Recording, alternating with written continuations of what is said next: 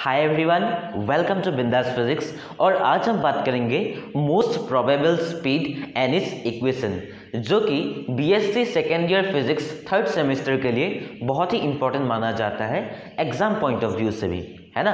तो इसका स्टेटमेंट क्या है, मतलब डेफिनेशन क्या है, वो देख लेंगे और फिर उसके बाद जो इसका इक्वेशन होता है उसे हम लोग डिराइव करने की कोशिश करेंगे, राइट।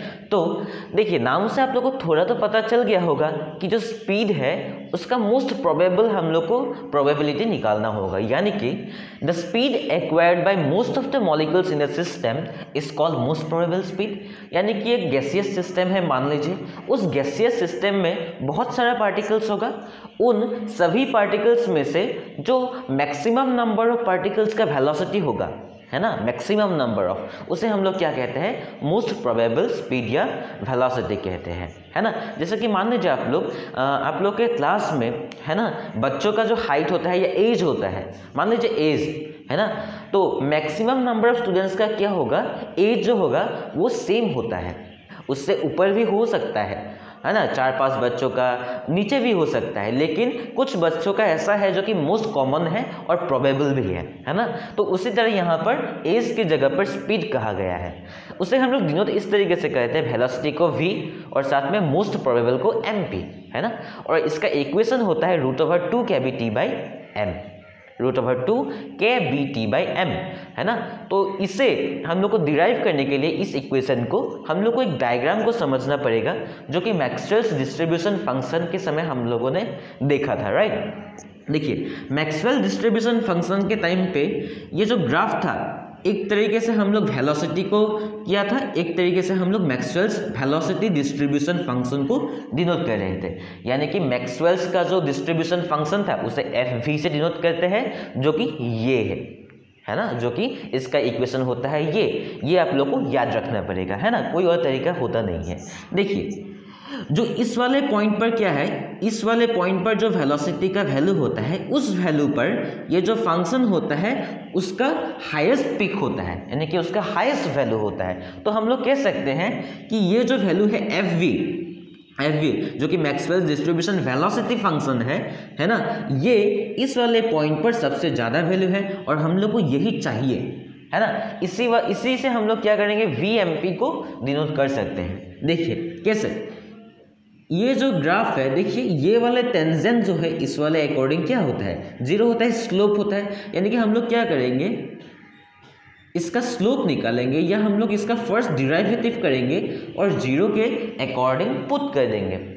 आप लोग ध्यान से समझिएगा इस बात को। ये जो स्लोप होता है इसे हम लोग फर्स्ट डिराइवेटिव से डिनोट किया करते हैं, जो कि होता है df/v/dv इज इक्वल टू 0।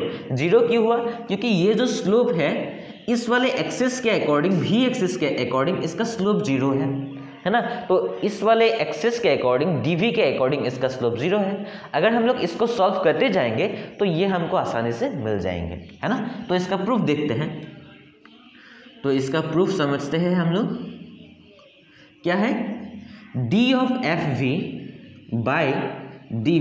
हम लोग को f को क्या करना पड़ेगा, f को हम लोग को डिफरेंशिएट करना पड़ेगा। और f का वैल्यू क्या है, हम लोग पुट कर देते हैं, यानी कि हम लोग को ये डिफरेंशिएट करना पड़ेगा 4πn m 2π kBT साथ में 3/2 v² e⁻⁻v²/2 kBT, है ना। ये पावर में रहता है ना।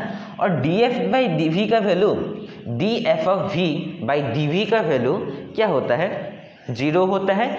कहाँ पर, जब फंक्शन का मैक्सिमम वैल्यू होता है, यानी कि जब when v is equal to VMP most probable velocity, तब क्या होता है, इसका जो वैल्यू होता है वो 0 के बराबर हो जाते हैं, है ना।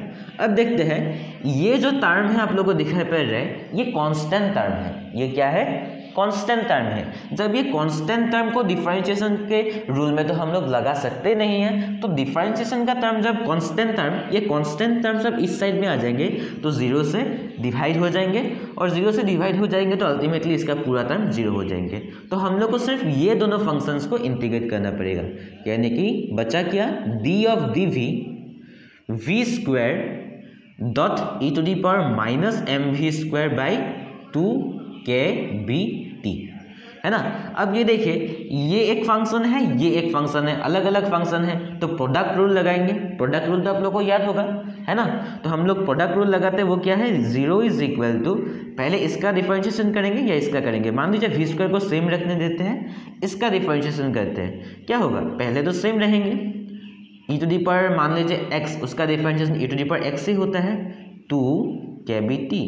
लेकिन ऊपर का टर्म जो है इसे भी तो हमें डिफरेंशिएट करना पड़ेगा, कितना होगा, बहुत ही सिंपल है, माइनस एम बाई 2kBt जो है वो तो कांस्टेंट है, वो तो क्या है, कांस्टेंट है। और वी स्क्वायर का करेंगे तो 2v प्लस एक बार इसको डिफरेंशिएट करते हैं 2v और इसे सेम रहने देते हैं e to the power minus m v square by 2kBt, है ना। तो यहाँ से आप लोग को कुछ ना कुछ तो कॉमन आ रहा होगा, जैसे कि v कॉमन आ रहा है ना। और यहाँ से हम लोग क्या कर सकते हैं, v को कॉमन लेके ये टर्म और ये टर्म, देखिए ये वाला टर्म और ये v दोनों टर्म्स में से कॉमन आ रहा है। जब कॉमन आके उधर चले जाएंगे तो 0 के बराबर हो जाएंगे, है ना। ये दोनों टर्म्स उधर चले जाएंगे तो कॉमन होके 0 हो जाएंगे। तो बचा क्या हम लोग के पास, वी स्क्वायर माइनस एम 2, ये 2 से ये 2 कैंसिल हो गए तो 2 को मैं लिख नहीं रहा हूँ, राइट। तो बचा क्या, minus m by kBt plus 2, ये बचा हम लोग के पास, है ना। कोई डाउट तो नहीं है। देखिए जब इस पूरे टर्म को हम लोग उस साइड पे ले जाएंगे तो क्या हो जाएंगे, माइनस से उधर चले जाएंगे तो प्लस हो जाएंगे, राइट। इक्वल टू क्या होगा, एम वी स्क्वायर, यहाँ पर v के जगह पर हम लोग का क्या लिखना पड़ेगा, mp, most probable velocity, right, mp, ठीक है ना। आप लोग इस वाले इक्वेशन में से v के जगह पर क्या करेंगे, mp पुट कर देंगे, मोस्ट प्रोबेबल, है ना। क्या था, mvp स्क्वायर बाई 2kBt नहीं, सिर्फ kBt bt is equal to कितना था, 2। इससे हम लोग को चाहिए क्या, mp चाहिए, स्क्वायर भी नहीं चाहिए, स्क्वायर को उधर फेंक देंगे हम लोग। तो पहले mp स्क्वायर को इधर रख देते हैं, उधर चले जाएंगे तो होगा 2kBt डिवाइडेड बाय कितना होगा, m, ये m इधर आ जाएंगे, स्क्वायर को उधर चले जाएंगे तो क्या होगा, vmp is equal to root over 2kBt divided by m, और यही हमको चाहिए था। आप लोग देखिए vmp is equal to root over 2kBt by m। I hope आप लोग वीडियो को समझ गए। कुछ भी डाउट हो तो मुझे कमेंट करके बता सकते हो। मिलते हैं अगली वीडियो पर, तब तक के लिए जय हिंद।